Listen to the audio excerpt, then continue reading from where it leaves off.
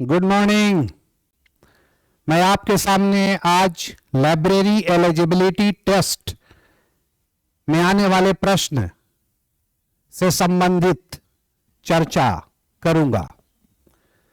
आपको मैं बता दूं कि अभी जो मैं बता रहा हूं प्रैक्टिकल से रिलेटेड मल्टीपल चॉइस क्वेश्चंस कैसे आता है।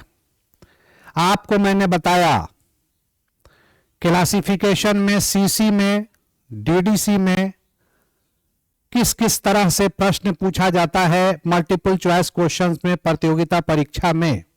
आज प्रैक्टिकल कैटलॉगिंग प्रैक्टिकल AACR 2 से प्रश्न कैसे पूछा जाता है। आप अगर केंद्रीय विद्यालय, नवोदय विद्यालय और DSSB इसरो का प्रश्न पत्र देखेंगे प्रीवियस ईयर का, या लाइब्रेरी एलिजिबिलिटी टेस्ट तो अभी हुआ नहीं है, ये दक्षता परीक्षा उन लोगों का जो पहले से लाइब्रेरियन हैं उस प्रश्न का अवलोकन करेंगे तो अवश्य पाएंगे कि प्रैक्टिकल से संबंधित प्रश्न पूछा जाता है।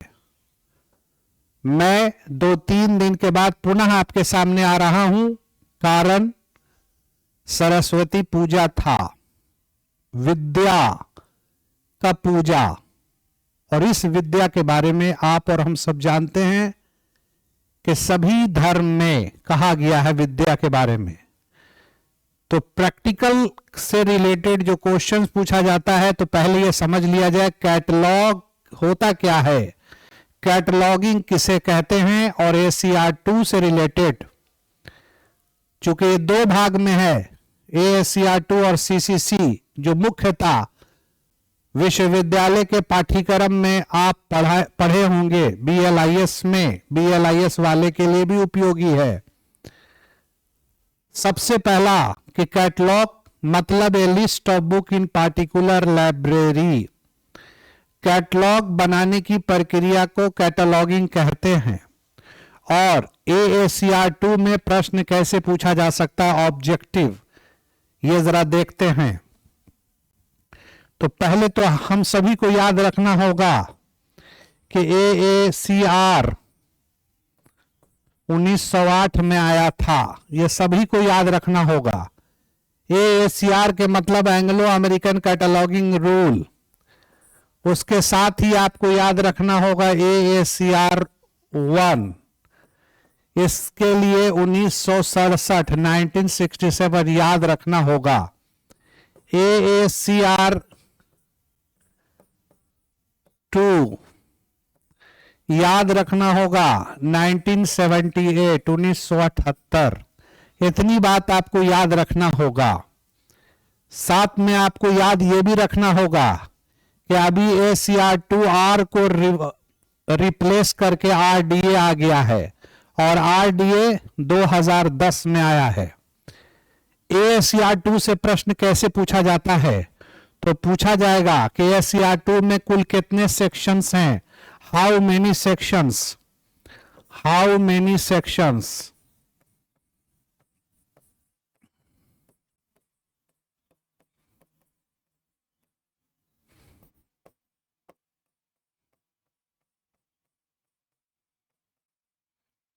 AACR 2 में how many sections in AACR 2, तो आपका आंसर क्या होगा,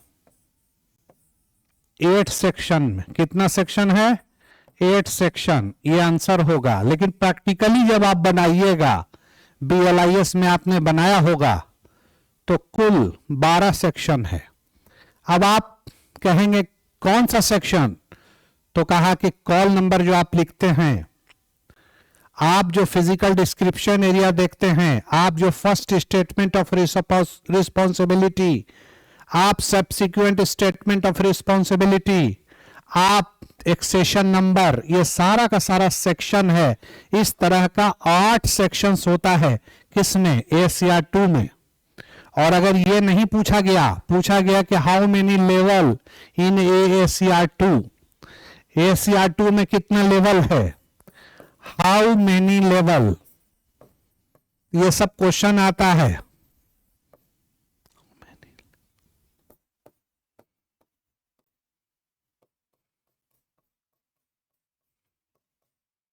तो कितना लेवल होगा? 3 लेवल। और मान लीजिए ये भी नहीं पूछा गया, अब पूछा गया कि how many component in call number. Call number आपको मैंने बताया था, जब क्लासिफिकेशन से रिलेटेड, प्रैक्टिकल से रिलेटेड मल्टीपल चॉइस क्वेश्चंस के लिए मैं आपके सामने आया, इसमें भी पूछा जाएगा कि how many component in call number. तो आपका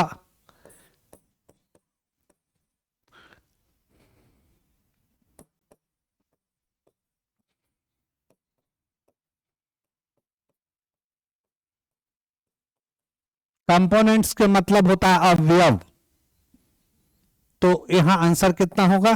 3। अब आप कहेंगे 3 कौन? तो कहा class number, book number plus collection number.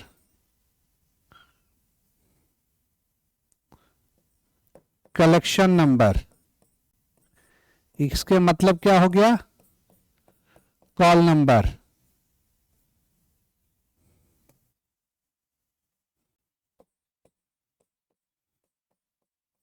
Call number, ये प्रश्न पूछा जा सकता है।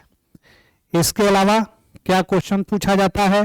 तो आपको मैं बता रहा हूं, ये याद रखना होगा।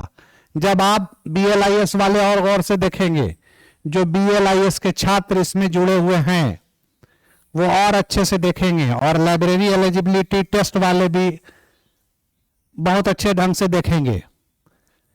क्योंकि BLIS में अगर आप पढ़ रहे हैं तो प्रैक्टिकल आपको पढ़ना होगा, बिना पढ़े हुए आप परेशानी में पड़ेंगे। और जो लाइब्रेरी एलिजिबिलिटी टेस्ट की तैयारी कर रहे हैं वो भी प्रैक्टिकल पढ़ लीजिए। अगर पढ़े हैं तो उसको प्रैक्टिस में रहिए, क्योंकि अगर ऐसा नहीं करेंगे आप तो काम कैसे करेंगे?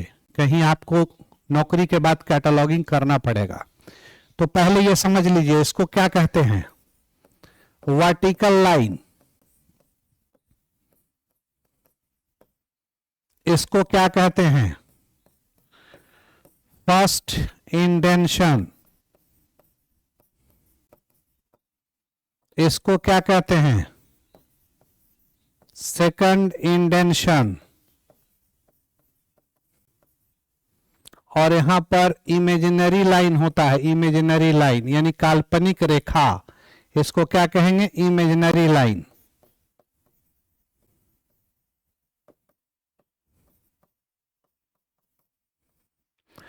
लाइब्रेरी एलिजिबिलिटी टेस्ट में कैसे क्वेश्चन पूछा जाएगा? तो पूछा जाएगा इसका साइज कितना होता है? 5 इंटू 3 इंच, याद रखना होगा साइज। 12.5 इंटू 7.5 सेंटीमीटर, किसका? कैटलॉग कार्ड का। यह भी पूछा जा सकता है कि कार्ड की उत्पत्ति कहां हुई? कैटलॉग कार्ड बनना शुरू कहां हुआ? उत्पत्ति कहां हुई? तो फ्रांस में। यह आपको याद रखना है। और प्रश्न पूछा जाता है, ये बहुत टिपिकल चीज है जो बता रहे हैं हम, इसमें कितना डिजिट लिख सकते हैं? तो 8, इसमें 4, इसमें 2। क्वेश्चन कैसे पूछा जाएगा कि वर्टिकल लाइन से फर्स्ट इंडेंशन की दूरी कितनी होती है? तो आपको याद रखना है कि 8। और अगर पूछा गया कि वर्टिकल लाइन से इमेजिनरी लाइन की दूरी कितनी है? तो 14। और अगर पूछ दिया गया कि सेकंड इंडेंशन से लेकर के इमेजिनरी लाइन की दूरी कितनी है? तो 6। ये आपको अलग अलग करके लिख लेना है। केंद्रीय विद्यालय संगठन में यह पूछा गया है, मैं कोई अपने से नहीं बता रहा हूं, यह सब पूछा हुआ प्रश्न है। तो इसको आप अलग अलग करके 3 लाइन में लिख लीजिएगा। इसको हॉरिजॉन्टल लाइन कहा जाता है, हॉरिजॉन्टल लाइन।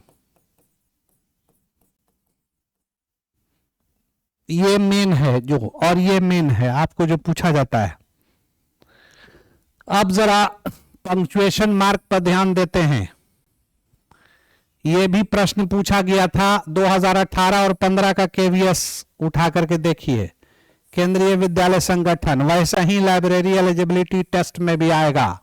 मैंने आपको कहा है कि 20 से 25 क्वेश्चन कम से कम सीसी, डीडीसी, एसीआर2 और सीसीसी से आना ही है।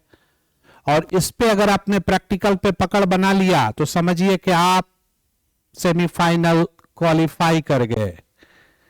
इसलिए कि इसके बाद फिर बीपीएससी होगा, और मन को छोटा नहीं करना है, जम के पढ़ना है, आना है, आना है और आना है। मैं बोल रहा हूं लाइब्रेरी एलिजिबिलिटी टेस्ट आएगा, और मैं लाइव आपके साथ आ रहा हूं कल या परसों से।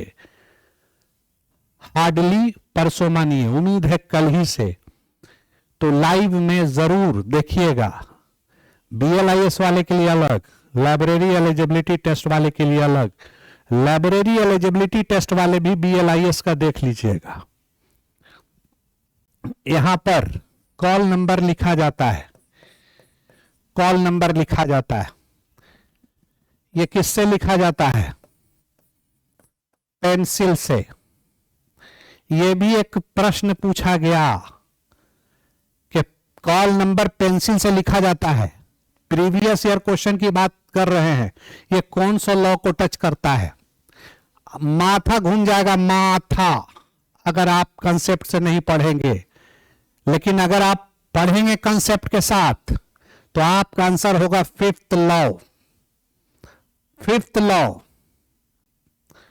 फिफ्थ लॉ क्या है? तो लाइब्रेरी ग्रोइंग ऑर्गेनिज्म एक वर्धनशील संस्था है। Growth and development related to fifth law. ये जब हम लोग लाइव में आएंगे तो आपको बताएंगे कि पेंसिल से फिफ्थ लॉ क्यों, क्योंकि इसमें 20 मिनट और लगेगा बताने में। कॉल आपको मैंने बता दिया कि प्रश्न पूछा गया पेंसिल से क्यों लिखा गया, नहीं पेंसिल से लिखा गया, ये कौन से लॉ को टच करता है? कॉल नंबर को जो पेंसिल से लिखा जाता है तो फिफ्थ लॉ को। यहां पर क्या लिखा जाता है? Accession number. एक्सेशन नंबर क्या होता है? ग्रंथालय में जो ग्रंथ आता है, अब आपके मन में आएगा कहां से आता है? तो परचेस करके, या कोई गिफ्ट देगा, या कोई डोनेशन के जरिए डोनेट करता है, उसे जो हम एंट्री करते हैं एक्सेशन रजिस्टर पे। एक क्वेश्चन अलग है कि एक्सेशन रजिस्टर का साइज कितना है? तो 16 इंटू 13, 16 इंटू 13 इंच क्वेश्चन आया है। एक्सेशन रजिस्टर है क्या? Permanent record of the library. तो एक्सेशन नंबर यहां लिखा जाता है पेन से। यहां पर name of the author, name of the author लिखा जाता है। अब यहां पर भी प्रश्न पूछा जाता है कि नेम ऑफ द ऑथर को कैसे लिखा जाता है? तो sir name comma for name. अब पूछ देगा कि सर नेम और फॉर नेम के बीच में कौन सा कनेक्टिंग सिंबल का यूज होता है? तो ये कॉमा आपको याद रखना पड़ेगा, कॉमा। अब यहां पर क्या लिखा जाएगा? टाइटल। टाइटल माने किताब का नाम, जिसको आख्या कहते हैं, और यह है सब टाइटल। सब टाइटल को अदर टाइटल भी कहते हैं। यह प्रश्न पूछा हुआ है प्रीवियस ईयर में कि टाइटल और अदर टाइटल में कौन सा कनेक्टिंग सिंबल लगता है। सब टाइटल नहीं पूछा, अदर टाइटल। अदर टाइटल भी सब टाइटल को ही कहते हैं। इन दोनों के बीच में कौन सा कनेक्टिंग सिंबल लगेगा? तो कोलन का चिन्ह। यहां पर फिर नेम ऑफ द ऑथर लिखते हैं। नेम ऑफ द ऑथर को टेक्निकल टर्म में फर्स्ट स्टेटमेंट ऑफ रिस्पॉन्सिबिलिटी कहते हैं। आपसे नेम ऑफ द ऑथर करके नहीं पूछेगा। मैं यहां पर लिख रहा हूं नेम ऑफ द ऑथर, आपसे पूछेगा फर्स्ट स्टेटमेंट ऑफ रिस्पॉन्सिबिलिटी के पहले कौन सा चिन्ह लगता है? तो स्लैश। स्लैश में भी 4 तरह का स्लैश देगा। तो डायगोनल स्लैश, आप केवीएस देखिए उठा करके 2015 और 18 का, डायगोनल स्लैश कहते हैं उसको। ये फर्स्ट स्टेटमेंट ऑफ रिस्पॉन्सिबिलिटी हुआ, जिसको हम लिख रहे हैं यहां पर। Name of the author, name of the author, इसको टेक्निकल टर्म में क्या कहेंगे? First statement of responsibility. आपसे ही पूछेगा कि फर्स्ट स्टेटमेंट ऑफ रिस्पॉन्सिबिलिटी में कौन सा, तो स्लैश, डायगोनल स्लैश, उसके बाद कॉलिबरेटर,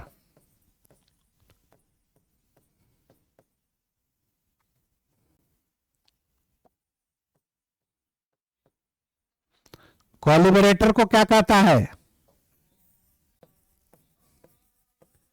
subsequent statement of responsibility.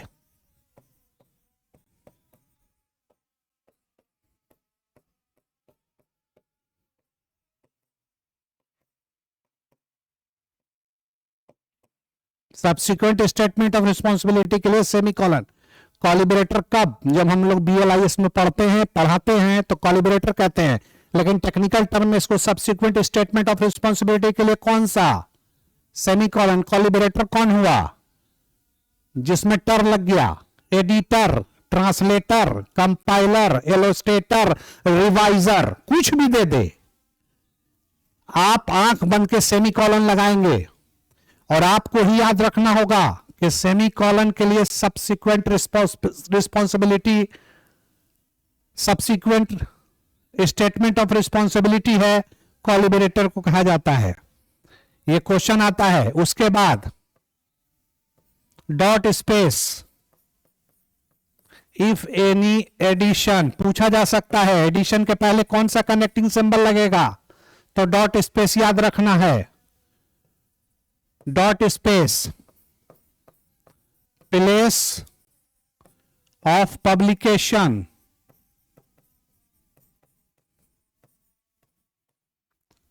KVS का उठा करके क्वेश्चन देखें आप, प्लेस नहीं रहने पर S.L लगता है। साइन लोको, प्लेस नहीं रहने पर, पब्लिशर नहीं रहने पर S.N लगेगा, पब्लिशर नहीं रहने पर, और डेट नहीं रहने पर क्वेश्चन मार्क लगेगा, डेट नहीं रहने पर। यह आपको याद रखना होगा।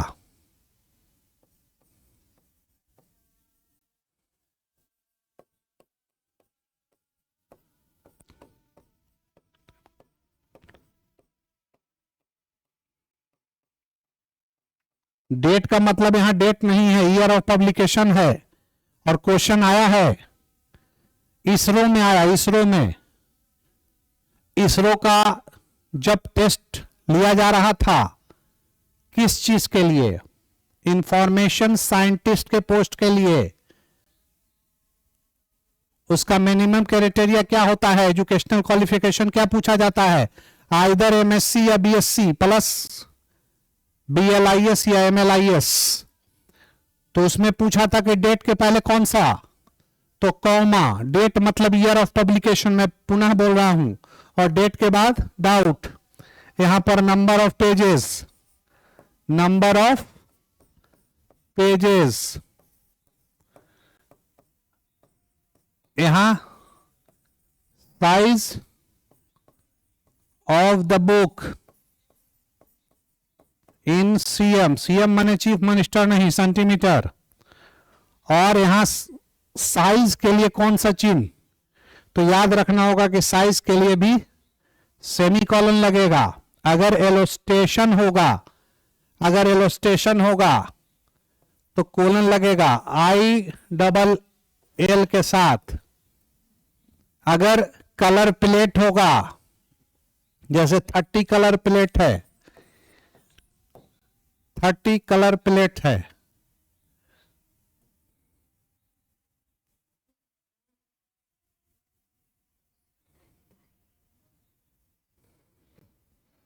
जैसे 30 कलर प्लेट है, तो ऐसे लिखना है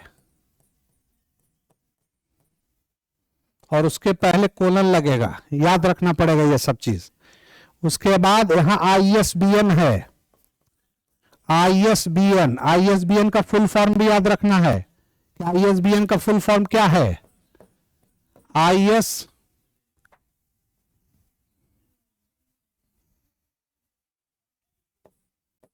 ISBN का फुल फॉर्म क्या है, याद रखना है। ये पूछता है inter national standard book number. इससे कई प्रश्न पूछा जाता है कि एसबीएन से आईएसबीएन कब बना, आईएसबीएन का नोडल केंद्र भारत में कहां है, तो न्यू दिल्ली। और यह भी पूछा जाता है कि आईएसबीएन का जो नोडल केंद्र है वो कौन है, न्यू दिल्ली तो मैंने बता दिया। राजा Ram Mohan Roy library foundation. ISBN में कुल कितने पार्ट हैं,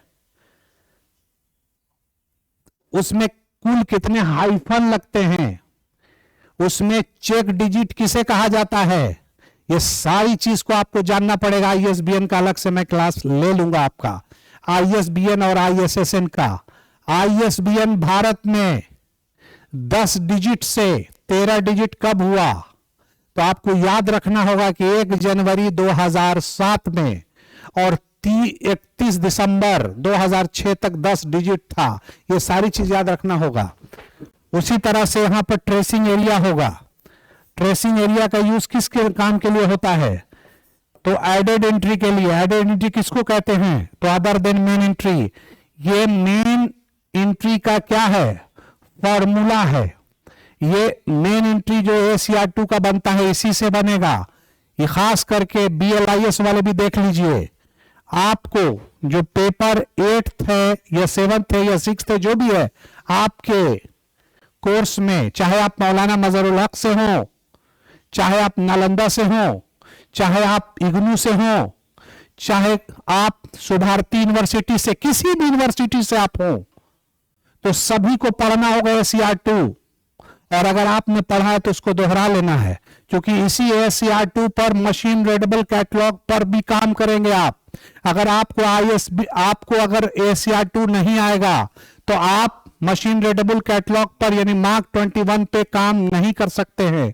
आप लाइब्रेरी अगर ऑटोमेशन भी हो गया, लेकिन बेसिक जानकारी बिब्लियोग्राफिकल इंफॉर्मेशन के लिए जरूरत है। एक क्वेश्चन ये भी आता है कि what is a bibliographical information, तो आपका आंसर होगा information about the reading material is called bibliographical information. एक एक चीज ऑब्जेक्टिव है। अगर आपका कंसेप्ट क्लियर है, अगर आपने सही ढंग से पढ़ लिया BLIS को, तो आप BLIS अगर अच्छे ढंग से पढ़ते हैं तो निश्चित है कि आपको KVS, NVS, DSSB निकालने में काफी सुविधा, लाइब्रेरी एलिजिबिलिटी टेस्ट करने में काफी सुविधा। और अगर BLIS अगर आपने अच्छे से नहीं पढ़ा, जैसे तैसे आपने किया, तो मेहनत अधिक करना पड़ेगा कंसेप्ट लेने के लिए। और जब जागे तब सवेरा। एक बच्चा UPSC करता है, गांव का बच्चा है, लेकिन वो बच्चा वैसा नॉलेज नहीं है उसको, लेकिन चाहत है, तड़प है, दीवानगी है, हिम्मत है और जुनूनियत है, तो वो क्या करता है, NCERT का 6, 7, 8, 9, 10, 11, 12 सब पढ़ लेता है। उसके बाद 1 साल के बाद वो इस लायक होता है कि UPSC क्रैक कर दे।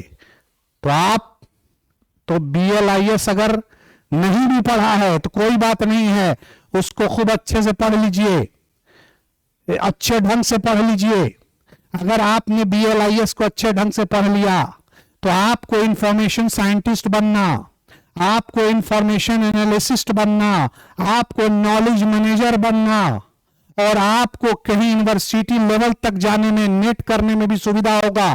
क्योंकि BLIS अच्छा होगा तो MLIS भी अच्छा होगा, और जब BLIS और MLIS अच्छा होगा, निश्चित है आप नेट भी कर जाओगे। और PhD के लिए भी अभी नेट चाहिए। अब आप बहुत कहते हैं कि बहुत आप बोलते हैं सर पढ़ाने जाते, भाई आपके लिए बोलते हैं, सिर्फ आपके लिए बोलते हैं, तो आप पढ़ें आप, ठीक है, हम बोलते बहुत हैं, लेकिन आप मत बोलिए, आप खूब पढ़िए, खूब पढ़िए, खूब पढ़िए, आगे बढ़िए। उम्मीद है कि कल से लाइव आ जाएंगे, या कल नहीं तो परसों से अवश्य आ जाएंगे। और एक एक चीज, ये सारी चीज जो मैंने बताया आपको, ये या प्लेस नहीं रहने पर s.l, पब्लिशर नहीं रहने पर s.n, क्वेश्चन मार्क कब, डेट या ईयर ऑफ पब्लिकेशन नहीं रहने पर, कहीं कहीं n.d भी पूछता है, n.d भी देता है। तो ये सब आया हुआ प्रश्न है केवीएस में, डीएसएसबी में। हाथ कंगन के आरसी क्या, हाथ में पड़ा जो पहना जाता है उसको कहा जाता है हाथ कंगन में आरसी क्या, अब पढ़े लिखे के लिए फारसी क्या। तो आप जाके देख लीजिए प्रीवियस ईयर का क्वेश्चन, मैं सही बोल रहा हूं या गलत बोल रहा हूं। प्रीवियस ईयर का क्वेश्चन आप देख लेंगे, आपको समझ में आ जाएगा कि सही माने में सर ने जो बोला वैसा पूछा जाता है। Thank you very much, bye bye, खुश रहिए, आगे बढ़िए, आप तरक्की करें, आप कामयाब हों, मेरी यही दुआ है। Thank you very much.